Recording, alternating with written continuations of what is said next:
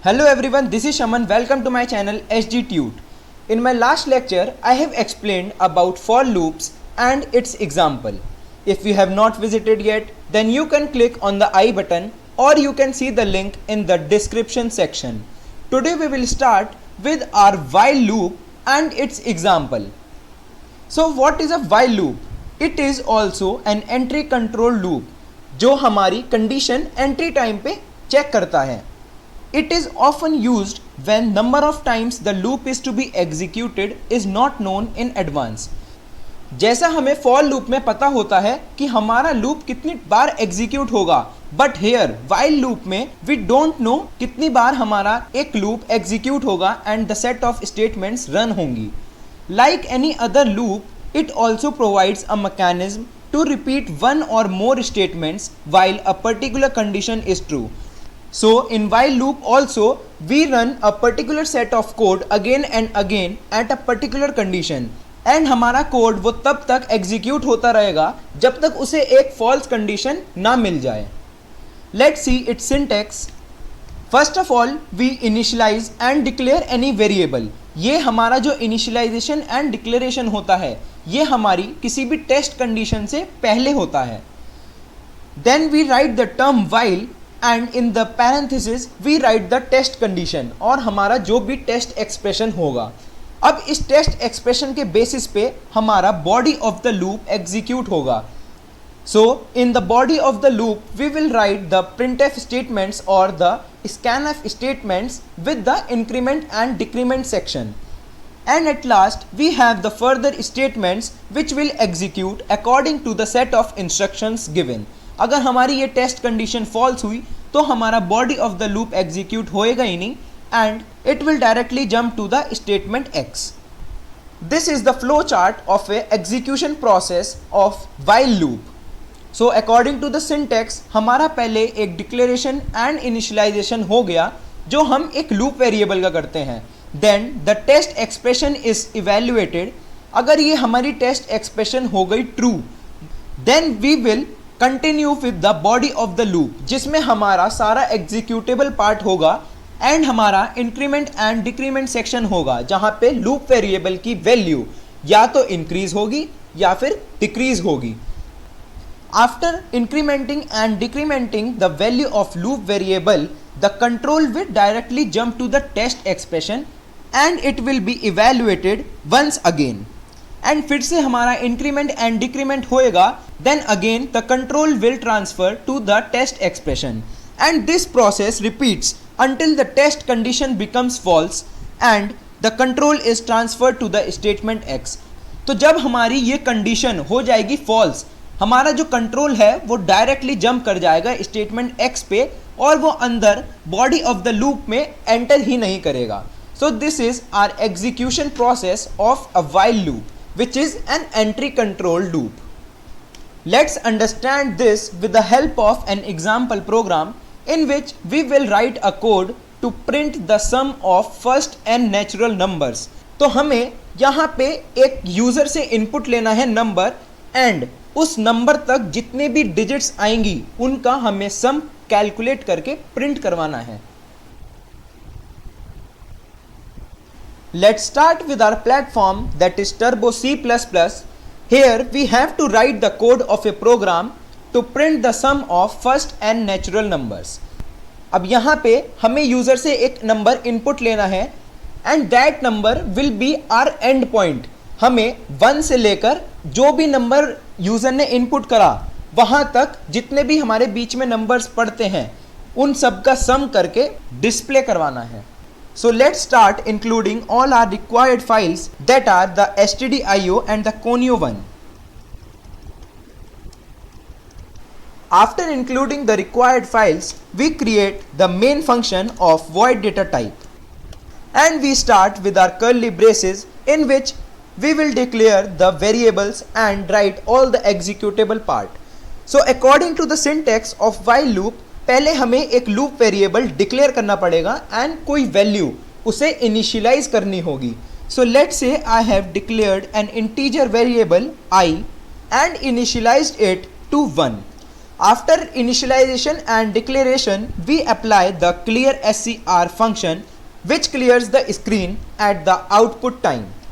अब हमें यूज़र को एक मैसेज डिस्प्ले करना है कि कोई भी एक वैल्यू डालो जो कि हमारा एंड पॉइंट बनेगा. So we will write the printf function and display the message enter any value. अब ये जो भी वैल्यू यूज़र एंटर करेगा वो हमारी स्टोर हो जानी चाहिए एक वेरिएबल में. तो हमें एक वेरिएबल और क्रिएट करना पड़ेगा. Let's say I am declaring a variable end of integer data type. So here we will use the scanf function to retrieve the value from the user, and with the help of format specifier we will store the value in the given variable, that is n. After storing the end point in the variable n, we have to check the condition. अब condition हम check करेंगे with the help of our while loop. So according to the syntax of while loop हमारी यहाँ पे condition आएगी whether I is less than or equal to n. After writing the test condition, we will write our body of the loop. अब body में हम अपना वो code लिखेंगे जो कि मैसेज डिस्प्ले होना चाहिए, और मैसेज हमें चाहिए एक sum.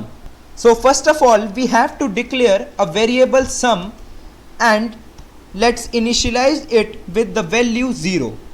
Here we write that sum is equals to sum plus I and will increase the value of I with 1, and we are done with the body of the loop. At last we will print the sum of the first n natural numbers. So first of all we will display the message that the sum of n natural numbers,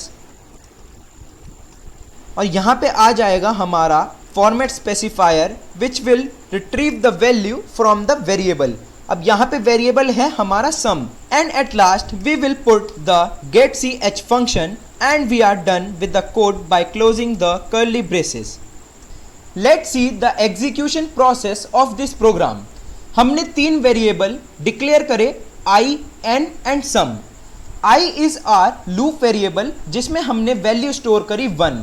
N हमारा वो variable है जिसमें user कोई भी एक value input करेगा, और सम will store the sum of the first n natural numbers.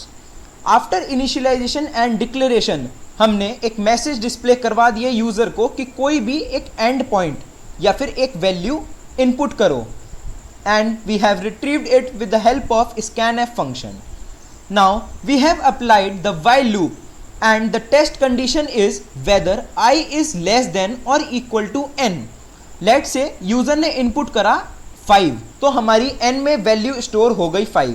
अब यहाँ पे कंडीशन चेक होएगी कि वेदर 1 इज लेस देन और इक्वल टू 5, तो हमारी कंडीशन हो जाएगी true, and we will execute the body of the loop.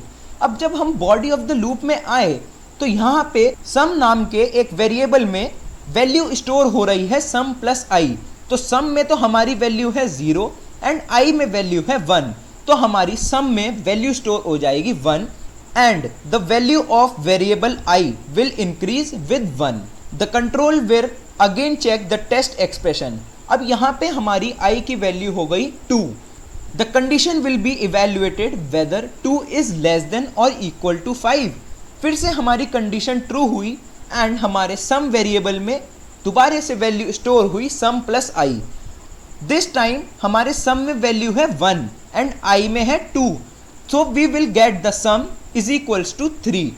Again we will increase the value of I by 1 and will continue the process until the test condition becomes false. जैसे ही हमारी test condition false हो गई, now the control will directly jump to the printf statement and it will display the message the sum of n natural numbers is, जो भी हमारी value एक सम नाम के वेरिएबल में स्टोर हुई, and hence we get the output that is the sum of first n natural numbers. Let's run this program and we get the output window with the message displayed enter any value. Let's say I have entered the value 5, तो हमारी ये 5 value store होएगी जाके n नाम के variable में जो कि हमने अभी क्रिएट करा था. After hitting the enter we get that the sum of n natural numbers is equals to 15. So according to the set of instructions we have provided, we get the output, that is 15. So this is an example program of the while loop. Here on the screen you can see the two programs. Number 1, write a code to print the sum of numbers from m to n. यहाँ पे हम user से दो input लेंगे, एक तो starting point और एक end point, and we have to calculate the sum between these two points m to n. जितने भी हमारे नंबर्स आए m और n के बीच में, हम उनका एक सम कैलकुलेट करके डिस्प्ले करवाना है. Second, write a program to print the first 10 natural numbers. अब ये वाला प्रोग्राम जो है हमने फॉर लूप की हेल्प से कर रखा है. Try these once and if you find any problem then drop it in the comment section. I will make the separate videos on these two programs. So today we have covered the while loop with its example program. In my next lecture I will come up with the do while loop, that is an exit control loop. तो अब तक जो भी हमने दो loop पढ़े, that were the entry control loop. In my next lecture you will learn the exit control loop, that is do while. If you like my video, press the like button, share it with your friends, and if you are new to my channel, please do subscribe for the upcoming sessions. Thank you, have a good day, and don't forget to hit the bell icon.